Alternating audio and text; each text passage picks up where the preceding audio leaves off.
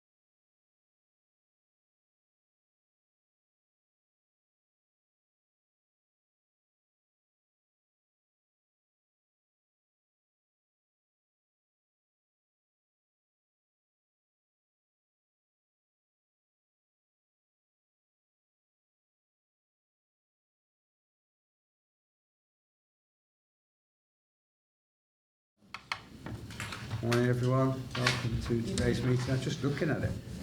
Minutes, when was it? 22nd of March. Everybody know everybody? We've still got the same people or not?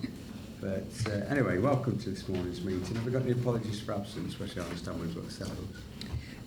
Councillor Anwar Khan and Councillor Sybil Fielding. Councillor Patel is here, substituting for Councillor Khan.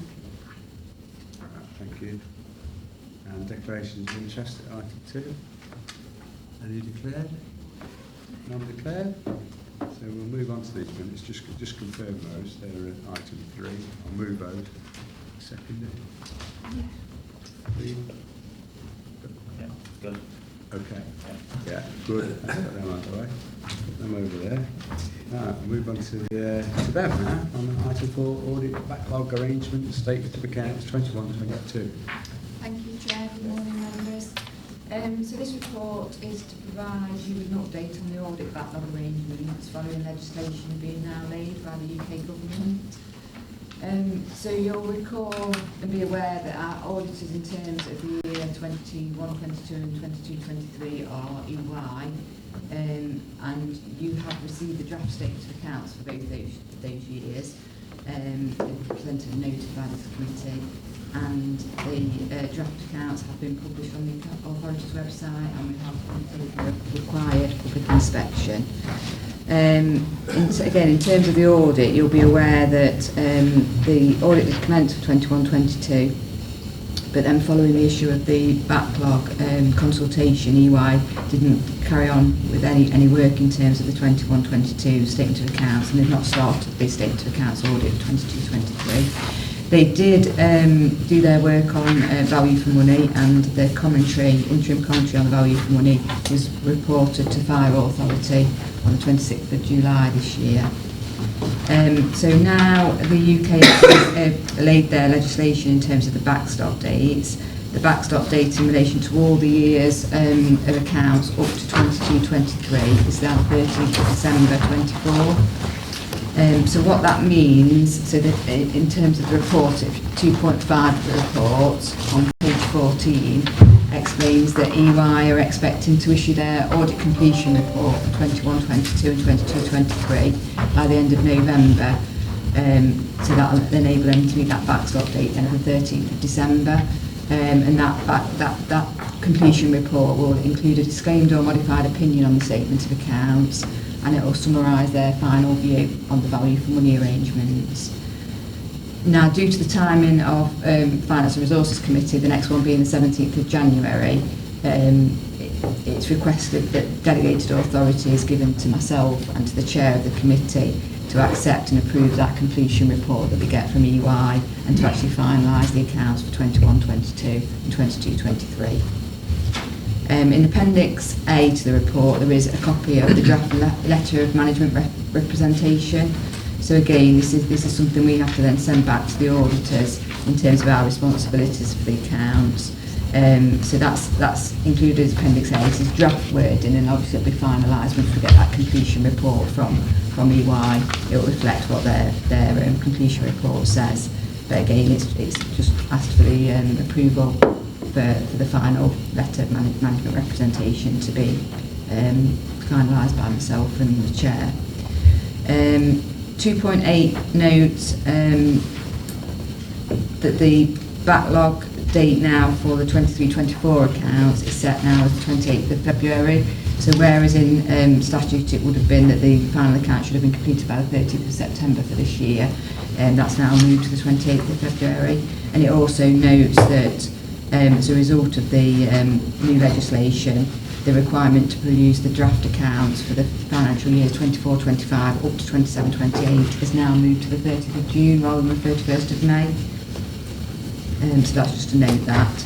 And then in 2.9 it makes reference to a guide that's been included as Appendix B, which is local audit, backlog, rebuilding assurance, which sets out the sort of processes that are going to go through in terms of building that assurance up now, the backlog positions being outlined. So I'm happy to take any questions. Thanks, Bev.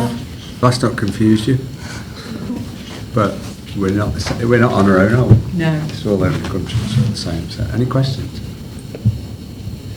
None raised, I'll move the recommendation, which is on page 11. There's 3 bullet points there. I'll move those. Can we second it?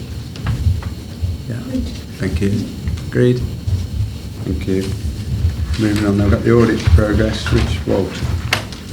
Richard, welcome. Thank you, Chair. To frame what I'm about to say, I think it's actually helpful for you to go to page 26 of the pack, which is a page within the Financial Reporting Council's, they call it an easy-to-read guide. I'm not sure whether it meets the billing, but that's what they call it anyway. So page 26, to start there's a rebuilding assurance section. The thing I want to bring to your attention is the table that starts on that page and then goes over to the next page. And that gives a kind of timeline for the next 4 years worth of audit, which explains the kind of impact of having such a kind of disruption in the world of audit that kind of drags on for another few years. So we have been doing the audit for 23-24. The finance team have felt audited. We've been doing lots of testing, and under normal circumstances, that amount of effort and time with the same kind of contribution the finance team have given us would lead to me be signing an audit opinion now. But because, first of all, I can't because the previous auditors haven't signed, but also because of the nature of the backstock arrangements, I don't know exactly what their opinion is going to say yet.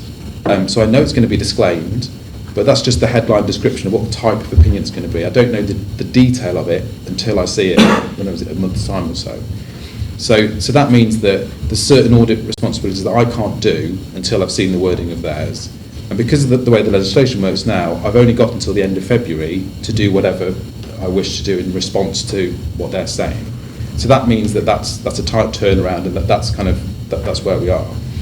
But because there's in effect no assurance being given over your accounts 21, 22, 22, 23, that means that in your accounts for 23, 24, about half the numbers in the core financial statements are actually comparators, so they are last year's numbers. And so I can't give an opinion on those because I know that your previous auditors have said that they can't give an opinion themselves, so I can't rely on them for our audit either. So there's 2 big impacts of that. The first one is the one that's set out in this table, that the way in which the accounting works for your balance sheet and your I&E account, numbers kind of take a few years to unwind, or they're built up over a number of years. So at the moment, I know that I'm disclaiming your accounts in February for 23-24. I'm almost certainly going to be disclaiming your accounts for 24-25. And then if things all come together, if I can in effect go back 2 or 3 years to do some audit procedures to get to a position where I'm happy with the level of your reserves or your asset balances, for example, then I may be able to get a position where I qualify your accounts 25-26. Basically saying, and what that says is, I'm happy with your closing balance sheet, but I'm not happy with these numbers that are still in the kind of comparators. So the way that the FRC is saying is that the best you can hope for a clean opinion is in 26-27. So that's a long way away, but I just wanted to kind of make sure that you'd seen that in this guidance. And this isn't guidance just for you, this is guidance for the entirety of local authorities. So any local authority that has had a disclaimed opinion, it's about half, I think now, are going to be in that position, will not get a clean opinion until 26-27. So that's the first thing I wanted to point out. It's a bit sobering, it's not very nice to message it, but that's just the kind of logical impact of how having a period of upset in the audit market leads to that happening. But the rest of this guidance, and a lot of what the guidance is talking about, is about rebuilding assurance, and that's what we see our core job as doing. That's what the auditors are appointed for 23-24 now. That their challenge is not only just issuing an opinion by the deadlines, so we're going to issue one in February, next year we'll issue one by Christmas, that's the timeline that we're on, but we'll also, as part of doing those, each year try and chip away at those numbers that at the moment I can't rely on. So for example, we were just talking before the meeting about the approach to payroll. So payroll, in a normal year, you take last year's total pay, you adjust it for how many people are employed, so you employ 10 more people than last year, so you think the number's going to go up a little bit. You adjust it for a pay rise, everyone's been given a 3% pay rise, so you adjust it by that as well. And you estimate what you think the new pay is going to be. You compare them, and then if they're within a tolerance, then you're happy and you can rely on it and you can move on. You do lots of work behind it, but that's broadly what you do. if you haven't got an audited number for pay before, you can't do that. So what we're doing now is that we're searching through records for 40 firefighters to find their original contracts to see what pay they were given, and then go through their whole HR record for their whole length of service to make sure that they're happy with what their current pay is. That's going to take a long time, and that's a really laboured way of doing it. It's the way that payroll was audited 30 years ago. It's not a very intelligent, nuanced way of doing it, but it's the only way we can get back to being happy with your underlying pay number. So that's just an example of what we're going to do, and we're seeking to do that for this year, so that means that next year we can go back to being the pay in a normal way. And so for each of your core areas of account, there's a similar type level of work that we need to do. So your valuations over time, in 3 or 4 years' time, we'll be happy with your underlying asset values. But at the moment, there's assets that you've got that you bought or were valued in the last 2 or 3 years, but no one's audited it, so I can't be sure whether it's right or not. So there's just lots of nuance within that. But over time, each year as we go, we're seeking to build back assurance and expand the levels of assurance we've got. And for the year that we're just about to go, I'm happy with the work we've done. We've had a helpful finance team, so we've got a lot of work done. So we're happy that we're able to, in the report that we bring to you, at a committee to be decided, actually, because I think that the time of your committees, your next committee is after the deadline. So ideally, if possible, I'd like you to convene one before then, if that's possible. Yeah. That's something to work through outside of this meeting, but I'd like to meet you before the end of February. So I can explain in more detail what I've done, what I'm happy with, where we are in this process. But so that paper's the important one. It sets it out. That table's the one that gives you the steer about when you're going to get back in a decent position. But that's happy to take any questions. Any questions? Colin? Yeah, so I think on point 23 it says that some bodies may take longer than this. Do we think will be one of those that take longer, or are we pretty much on track? I hope not. The type of bodies that may take longer, for example, so this covers, as well as fire authorities, it will be a city council with 15 subsidiaries that have got loads of things going on. If they've got a disclaimed opinion, unpicking that might take a longer period of time. Or you may have a set of accounts that have got a reason that has driven a qualification other than the backstop. So if they've got someone who the auditors have looked at their valuation process but found it to be completely wrong, that may take extra time to unpick that. So you're not doing either of those things. So I'd expect you to be in this time. Yeah. I would say it's like a credible timetable as well. So we're not just being optimistic with them. So. No, I think this is a credible timetable. Yeah. Anybody else? Well, thank you. Just really to back up what we're saying, that given the sensitivities of finances in general across the sectors, I think the suggestion of a need for an extra meeting to really keep on top of this is, I think we should go for that. We should do it because it's such a responsible thing that we're all involved with, and anything between us we can do to minimise the already awkward, embarrassing delay is to be welcomed, I would think. So I know it's a bit of a pain on diaries and stuff, but I think we'll... Yeah, no, it makes sense. I'm just thinking anybody looking at this on the internet will think, the devil are they on about? And I'd love to see this applied to the European Union's budget, because they don't have to set a legal one, do they? Trying to unravel that, or probably Donald Trump's, but still. Anyway, if there's no more questions, we'll move on. Thanks, Richard. Thank you for that. We'll get that date in and great sort. Back to you, Bill.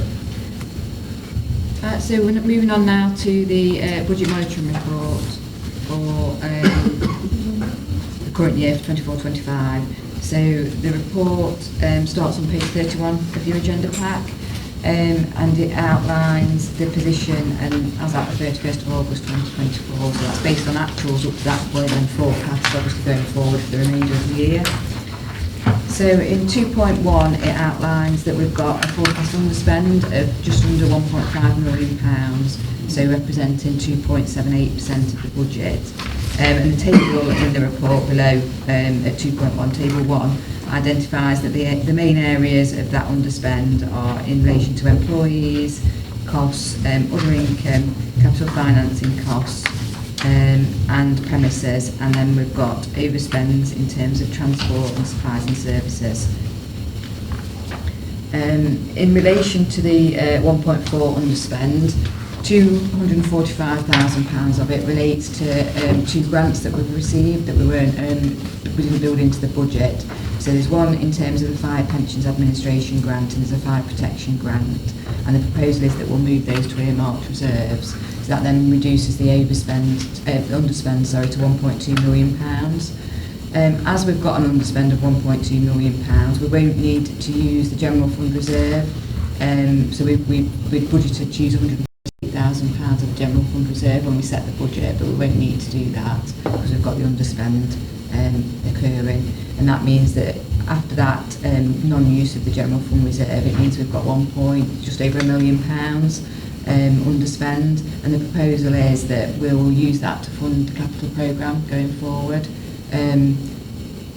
instead of taking out borrowing. So then that has an impact in terms of our revenue in the future years because it'll reduce our capital charges. So we'll get that back in terms of the revenue budget in that way. The report then goes on to identify the major areas of underspend and overspends. So as I mentioned, employee costs are the biggest area of underspend. So in total it's £649,000 underspend, and that's made up of various elements of pay. So on hold time, on call, and pensions, we've got underspends, and then they're being offset by some overspends in relation to redundancies and settlements and non-uniform pay, which is overspending. So in terms of the whole time pay, where we've got 804k underspend, the main areas the reasons that's occurring is because we've budgeted for a 5% pay award and it's actually coming at 4%. We've got a number of people on development rate of pay, so not up to the full highest levels of pay, so we've got an underspend because of that, and we've got vacant posts in addition to the level of vacancies we've budgeted for. Then as a result of that, we've also got underspend in relation to the on-cost, so 333,000 underspend on employees' NI and pension contributions, which links back to that underspend on the basic pay. We have got overspends in relation to unplanned overtime and pre-planned overtime, which in terms of pre-planned overtime it's due to vacancies and annual leave, and the unplanned overtime is just due to the levels that we've needed in the service, which is obviously hard to predict because we don't know what incident's going to happen. In terms of on-call pay, we've got an underspend in relation to on-call pay. So again, the majority of this relates to the fact that we've budgeted for 5% uplift and we've only got a 4% pay award. We have then got an overspend in relation to drills and training, which is just the number of training courses that have been attended. We've got underspend in relation to turnouts and disturbance allowances, which again are obviously volatile and hard to predict. So they're the main areas of the underspends. In terms of non-uniformed pay, we've got an overspend, so that's 193k overspend. At the moment, we obviously don't know what the pay settlement is, so it's included in the forecast based on the amount we've budgeted for, which is that 5%. We've got the reason for the overspend is our vacancy targets running at less than we've budgeted for, so it's currently running at 7% and we've budgeted for 10%, and we've also got some fixed term contract temporary posts in place in the ICT structure we're budgeted for, so that's why that's overspending.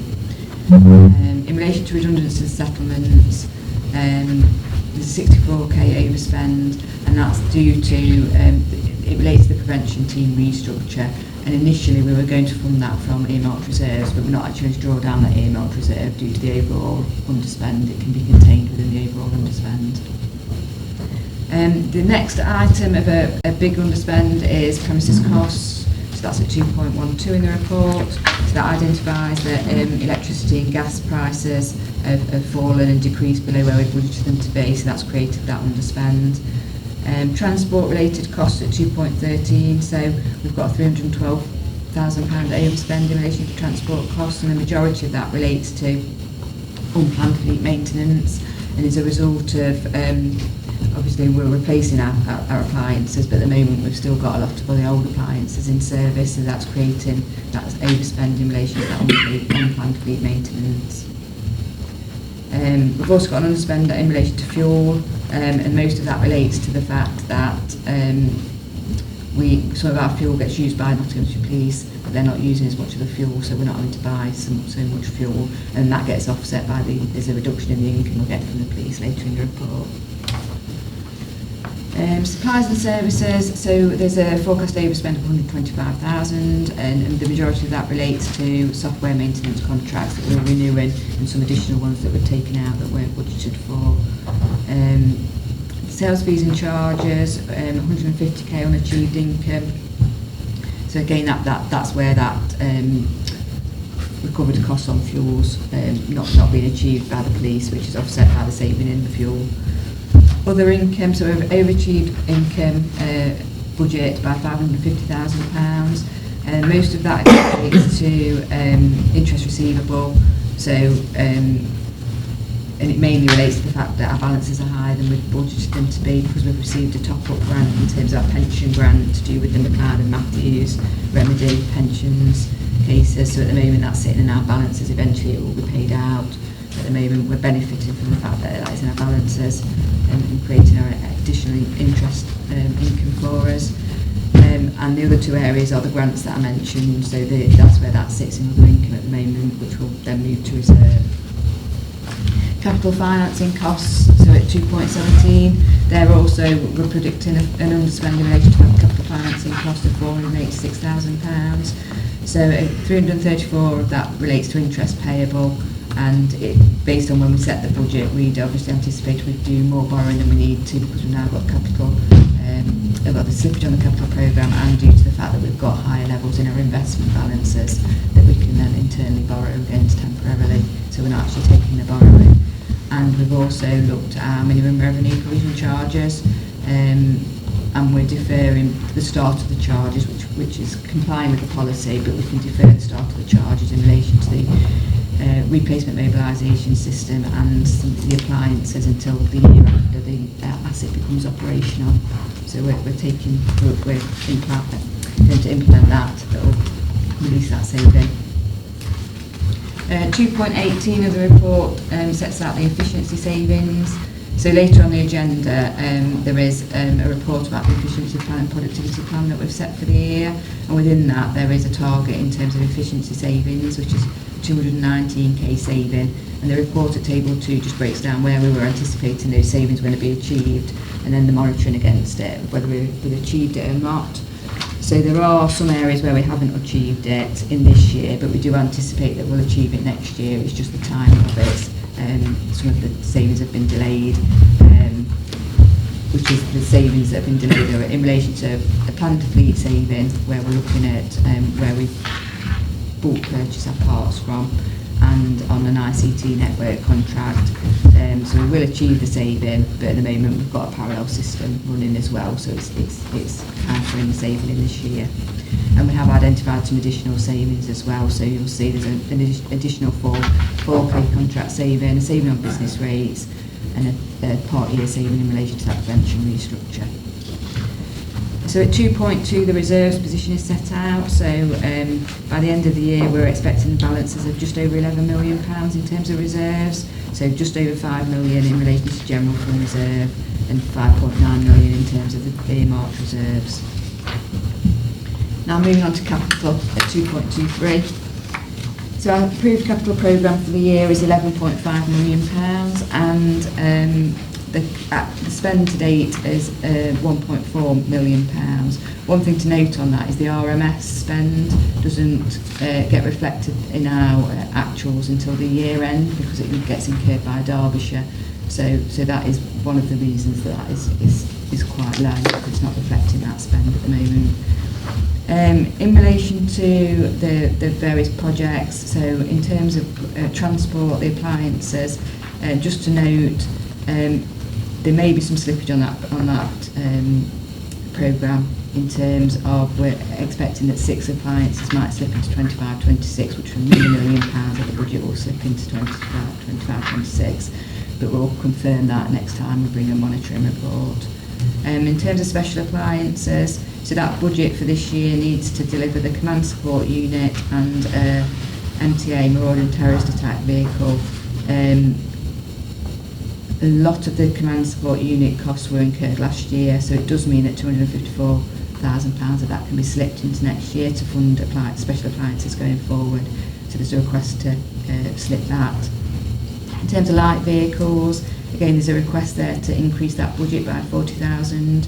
That will be funded from capital receipts that have been gained by sales of light vehicles, but that's required to replace two vans for the persons at risk team and to replace the one PO car that's not been replaced, the other two have been replaced, so there's the last one to replace. Aerial ladder platforms, so there's a request here to slip £1 million of that into 25-26, so that project is progressing. The chassis has been built, but the final work and the payment for that work won't actually occur until 25-26, so that just needs slipping. In terms of equipment, they're all on target to spend in year, so there's nothing by exception to report on those. Moving on to estates, so at 2.36, access and inclusion project. So there is a point to note on this that the contractor has gone into financial difficulties, and as a result of that they have breached the contract. So they've completed a lot of the work in relation to that, but there's 3 stations that still require work completing. So we've issued a contract variation, they've been removed from the contract, and we'll need to find a new contract to deliver that element of the work. So once we know the impact of that, obviously that'll get reported back to committee. In terms of service development phase 2, that project's on hold at the moment, awaiting from some pre-planning submission in relation to the project, and while we re-evaluate the project costs of that, and then obviously that will get reported back again to the committee. 2.41, the energy reduction and decarbonisation scheme. So just to note, we are out to tender at the moment in relation to that, and the contract award's expected in November. It has been identified that some additional work in relation to a substation being needed that wasn't in the original scope. So we'll assess the need for that work in relation to the tender information we get back as well, and report that again back to the next committee. Moving on to ICT, in terms of the CFMIS development project at 2.46, it has been identified there's £150,000 that's not required in relation to that project, so that's been removed from the capital programme. We're also noting that we are going to merge the mobile computing budget with the replacement equipment now, because initially mobile computing sat on its own, but now remote working's standard, so it can just be merged into the replacement equipment budget. And the only other thing to note is at 2.54 on the RMS project. So we're currently expecting a forecast spend of 2.7 million. So against the approved budget for this year of 2.5, that would mean we need to accelerate and bring some of the forecast spend, the budget for 25-26 into 24-25. So it's not an overspend in terms of the approved project, it's just the timing of the project. But again, I'm not actioning that at this point. We'll report back on that, because we're currently looking at the milestone payments for the project, which could impact on that. In terms of the last section of the report is Prudential code monitoring. So in terms of that, there's just one thing by exception to report on. So one of our local indicators that we set is proportion of net debt to gross debt. So if you see in table 4, the approved indicator that we set for that was between 50% and 85%, and we're actually running at 34.8%, and that's because our investment levels are higher because of that grant that we've received. So that's why it's out of that tolerance level.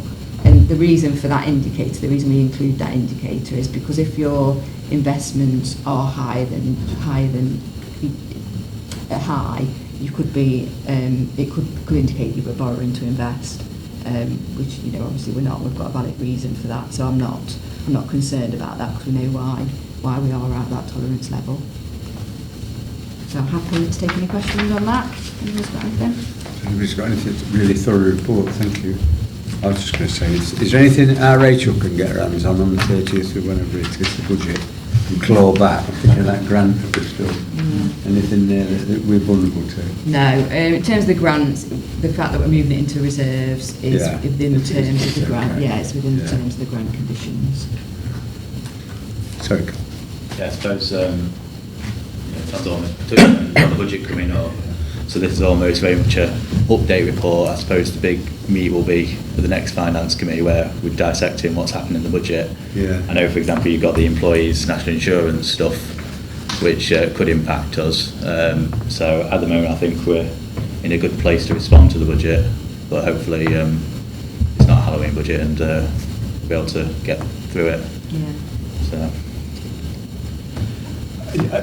Just a query about the transport and the delay for the fire appliances. And I know we're talking figures here, we're here to discuss the figures, but it's probably a very silly basic question. I suppose I probably know the answer, but why is there such a delay in getting all these vehicles kitted out?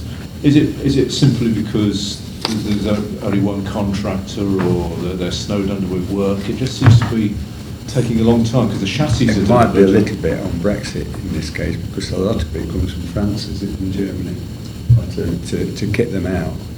Yeah, so it delays it, doesn't it? I can try to pick that up, Councillor. In terms of we awarded the contract to Angloco, and we've had some contractual challenges where we've really tried to control the level of spend against the initial commitment. So we've continued to engage with Angloco to ensure that we meet the tender and the specifications. The initial delay, as quite rightly has been pointed out by Councillor Clark, there is always a supply and demand kind of issue there. And we expect we should have the first appliance that is being delivered imminently. Once that first appliance is delivered, and we've agreed the blueprint for the other 16 appliances, that we should be able to place them that. The only thing I would add to that is that we've ensured, as part of any contractual obligations, is that the price is not affected by any delays around that. So we are working close with the contractors to ensure that we maintain those original tender specifications. Right. Okay. Thank you. And if anything comes out of the budget, will you give us all notice? Yeah, it's on the briefing made now. Because nobody knows, there's a finger in the air. And No point to speculating really, is there? You don't know, do you? But as soon as we know, we can make some contingency plans. Okay, there's if there's no one else, and there isn't anybody else, there's page 31, 32, the recommendations are on there. I'll move those in second. Agreed. Thank you. Moving on to home office productivity at item 7. Yeah, this is me again. That's you again, so this links into that efficiency table that was in the previous report. So as part of the spending review for 2021, National Fire Chiefs Council and the LGA agreed that between 22, 23 and 24, 25 fire services would increase whole-time productivity by 3% and create 2% non-pay efficiency saving. And in relation to that, last year, 23-24, and for this year, 24-25, we've had to produce this productivity and efficiency plan. So the plan identifies where we have identified those savings in relation to our target of 2%, so that's where we've identified that 219k worth of savings, and then the actual productivity plan is attached to the report at Appendix A, and there's more information in that than just the savings target. It basically outlines the 24-25 budget, gives a summary of our reserves position, it identifies the efficiency savings table, and then it goes through the areas of the productivity savings as well. So in terms of that, it's not actually a figure that's attached to that 3%, it's more a narrative around it about the activities that we're carrying out in relation to the productivity. So that's where we cover the report, covers, or the plan covers our collaboration operations, return on investment projects, our charging policy, asset management and investments in technology, resourcing, procurement, estates and departmental reviews. So I'm happy again to take any questions on that. Any questions? We just asked to note it. Just to note as well, we have submitted this to the Home Office as well. Right. So, and they do some analysis across the sector on it and give us feedback on it as well. That's fine. So I'll move it, we note it. Seconded. Yeah. Agreed. Thank you. Item 8 is not on the agenda now, it's been removed. But that's not ready yet. No. So that's not it. So we'll just move on to item 9, which is called risk management. You do that, mate? Yes. Thank you. Thank you, Councillor. Morning, members. This is just a periodic report that's presented to you, really giving you oversight of the corporate risk management activities that are undertaken by the services, brought back to you on a 6-monthly basis. So I'll dive straight into the report because much of the risks that we are currently managing have remained pretty stable. But if I can turn you to page 74 and paragraph 2.4 under the table, that gives a summary overview of what we believe in terms of whereabouts we are in terms of some of the risks that we are particularly managing. For the reasons that the Treasurer has already identified and the discussions we've had around balancing the budget, we see it prudent to increase that level of risk, and that's been increased from a medium risk rating to a high risk rating. That will enable us to ensure we've got the necessary scrutiny and necessary controls in place. And as members already discussed, very much as that, it will depend upon what are the implications of the forthcoming budget, and we can respond to that in an appropriate way. I'd also like to draw members' attention to risk 16. This is a new risk that we've added to the risk register, which is information, data and security. And that's no surprise. I don't think it'll be any surprise to members that we've added this risk. We do know from particularly